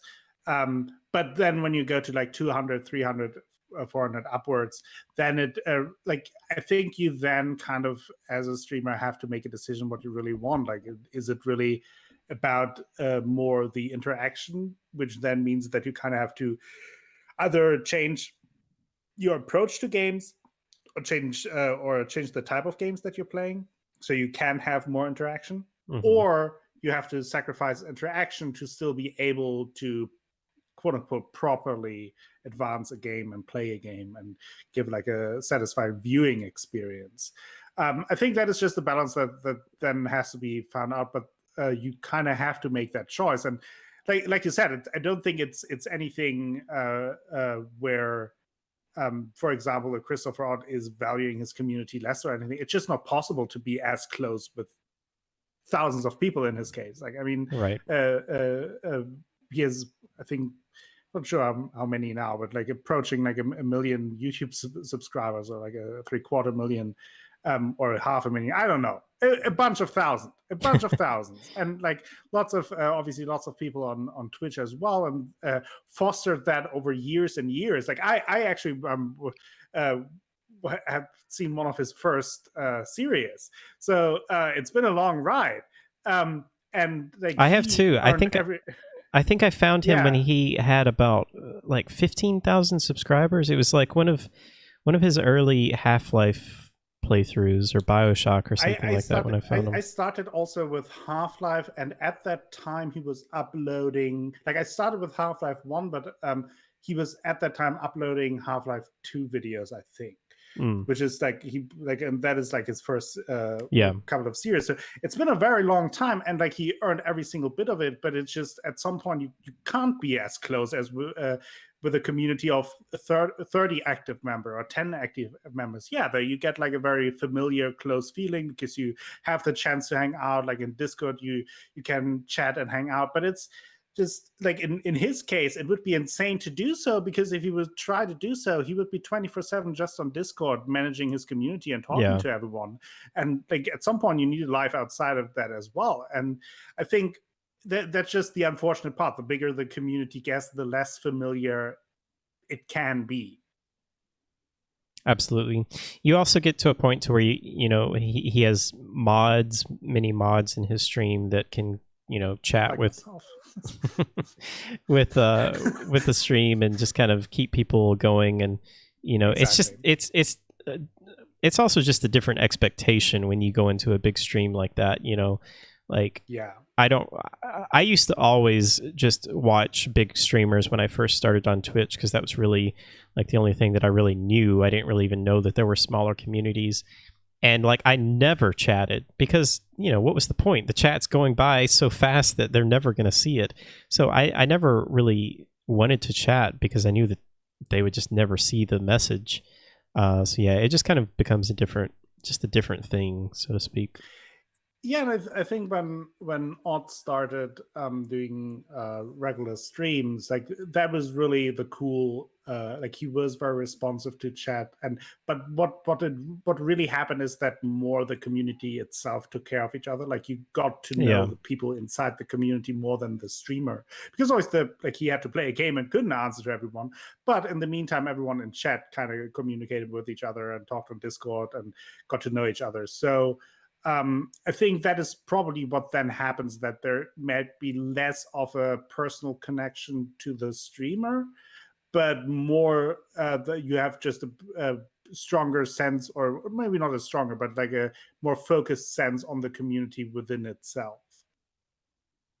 It's interesting. And I think I was just going to say, Draco just said that he found you, Akko, through a Christopher Odd raid and found me through an Akko raid. So it all just kind of rains down. Yeah, yeah. I mean, that's also the thing that, like, obviously that's how Twitch works to a large degree. That it's like this snowball effect where everyone like kind of reaches out, and you host this person and rates that person. And sometimes you stick with them, sometimes you don't. And yeah, I think it's just at some point. I think though, if you get to a point where you have several hundred concurrent viewers all the time, then you kind of have to separate yourself as a content creator from the community, because otherwise it just gets too much. It just because like it's like at some point you need breaks. You're like you need a life outside of that, because it's just otherwise you're just 24/7 constantly managing that community, because obviously the more people there are, the more issues pop up as well. Mm-hmm. Yeah, absolutely. All right, let's do one more question. I really like this question. This is from this guy named Akko. Well, I'll let you. I should let you ask your own question. Okay, so what are some movies or TV shows that you would like to experience in game form? So it doesn't have to be a one-to-one translation of the same story, but my example in the head was something like South Park, Stick of the Truth, which was obviously very well regarded and based on an already existing TV show. Because mostly you have the question the other way around, like which game would you want to see as a movie or as a TV show? Yeah. But I thought maybe what about the other way around, since generally movie adaptation don't really work out. But I think now that we have the golden age of television with all the TV series, are there some worlds, shows that you would like to see in games, and in what genre would those games be? Yeah, that's a really good question. I definitely have some. I mean, I don't know. Some of them have been made into video games. Like Star Trek is one of them. It's been tried multiple times, and I mean we have gotten some decent Star Trek games. The MMO, I feel like, could have been really good if it wasn't an MMO. I just don't like MMOs. And then we have Mass Effect, which I think is really like the closest Star Trek game that we're ever going to get, and I'm honestly okay with that. But things that we haven't really ever had before, I think Inception, the movie Inception, like I would love a game where you infiltrate people's dreams and basically just play as Leonardo DiCaprio, you know, that type of person who... You could see that kind of be like a detective style game, like a detective action type game. What made me think about this actually a long time ago when I was playing Persona, because I realized, and I mean, I don't know, maybe this is what I want, maybe I already have this, but Persona 5 is very much like Inception in a very Japanese way. Like you are entering people's minds and like stealing information from them to cause them to change their... You're basically performing Inception on these people. So I would like that in more of like I guess more of a Western approach. Not that there's anything wrong with Japan or Persona series or anything like that, but just more of a more like, I don't know, in kind of a Splinter Cell art style or something like that. Another one that I just thought of, and I was actually talking about this the other day on stream. I would love a game based on the TV show 24. I don't know if you know of the show 24 with Jack Bauer. I think it would just be, so if nobody knows the premise of 24, Jack Bauer works for a counter-terrorist unit, and the kind of gimmick of the show is that it's all told in real time. So like the show will start at like 6 a.m. and then from 6 a.m. to 7 a.m. that will be like 1 hour of the show, and then 7 a.m. to 8 a.m. will be the second episode in the show, and so on. And I think that would be so cool to do that in a game, like have a game be real time, and like you have 24 missions, and you have a premise of like there's terrorists in the country and you have to stop them, and you have 24 hours to do this. I think that would just translate to a game really well. I know there was a 24 game that was like on PS2 or something like that. I never played it, and I don't think it was very good. But yeah, those were the examples that I thought of that I would really like. Yeah, that's a really cool idea. I think that could be, you could go and do different genres with that, but I think that's certainly something that would be interesting. Something that now came to my mind, probably also because we talked about it before, was kind of like a Hitman type of approach for Dexter, the TV series. I'm not sure if you're familiar. I'm familiar, but I don't know anything about Dexter besides just like the super basic premise.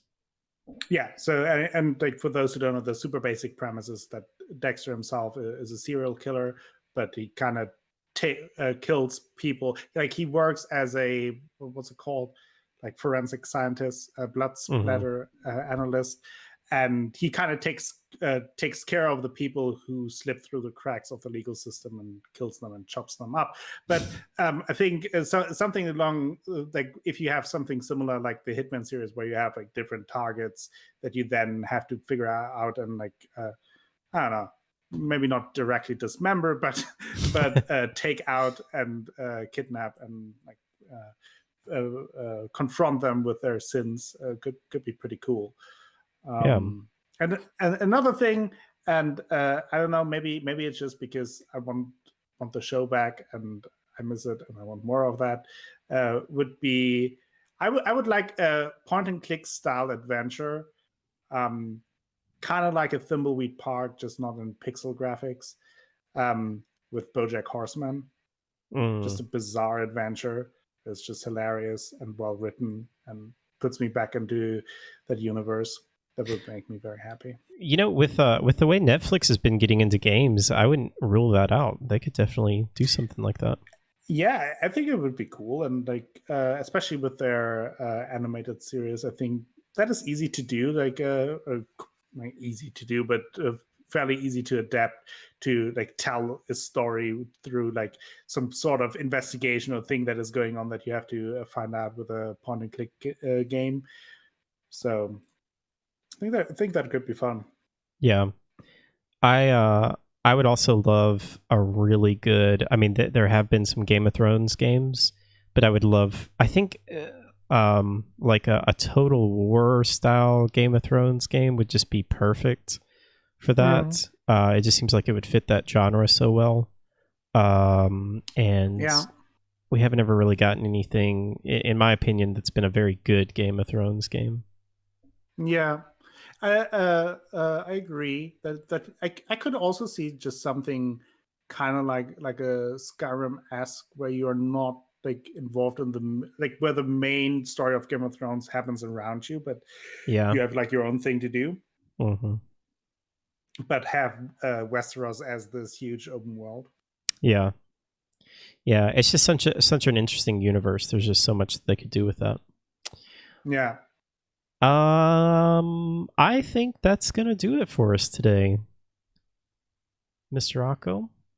Yeah, sounds good to me. What do you got coming up? What's coming up for you? finishing up Outer Wilds finally, and continuing with Assassin's Creed Odyssey, of course. Trüberbrook will be continued once I'm finished with Outer Wilds, which I assume will be either 1 or 2 more streams. Then I kind of plan on playing Mass Effect Andromeda. Ooh. We talked about that a few weeks ago, and since then I'm kind of toying with that idea, and I feel like it's time. Nice. I'm excited for that. I plan on playing that at some point in the hopefully not too distant future as well. But I'm really excited to hear what you think about it. It may even work out that we're playing it close to the same time. Yeah. So yeah, I'm curious to hear how that works out. Can't wait to hear about it. But yeah, thank you for being here as usual. Thank you everyone in chat for being here. I appreciate you coming up. Plug yourself. Oh, dude. Well, thank you. Let's see. Let's see. I have got Last of Us coming up. Last of Us will be during the day, and then I'll be playing Majora's Mask at night. Just kind of random night streams. And then Last of Us 2 will be coming up as well. And I will probably be, if I don't stream it, I will definitely be hanging out with some people in Discord, watching the PC gaming show that's happening tomorrow. Maybe some other announcements. I'm not sure what's going on. It's all a bit of a mess right now, I feel like. But yeah, I want to do my best to cover any of that stuff that's happening. I think we gotta do at some point. We gotta do a podcast special for some live show. Yeah, live reactions. It's hard because I mean I obviously wanted to do that with E3, but E3 just like fell apart. But yeah, we should absolutely do that. We'll talk and figure out what we can do about that. But until next time, we do the show every Friday, 2 p.m. Central Time, 9 p.m. European Time. And we will be back next week, and I'm sure we'll have more stuff to talk about. All right, until next time, hope you guys have a wonderful weekend, and we'll see you next time, guys. Bye, everyone.